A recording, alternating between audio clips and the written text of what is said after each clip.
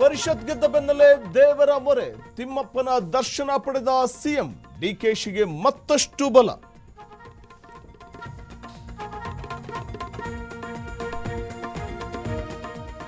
ಪರಿಷತ್ನಲ್ಲಿ ಮೈತ್ರಿ ಮಕಾಡೆ, ಹೈಕಮಾಂಡ್ ಕೆಂಗಣ್ಣಿಗೂ ಗುರಿ, ವಿಜೇಂದ್ರ ಸ್ಥಾನಕ್ಕೂ ಕುತ್ತು.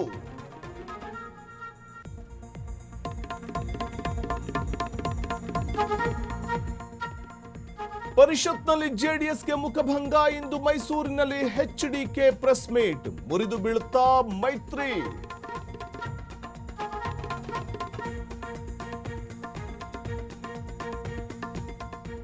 ಎಐ ಹಾಜರಾತಿ ರೂಲ್ಸ್, ಬೆಚ್ಚಿಬಿದ್ದ ರಾಜ್ಯದ ಸರ್ಕಾರಿ ನೌಕರರು, ಆಪ್ ನೋಂದಣಿಗೆ ಹಿಂದೇಟು.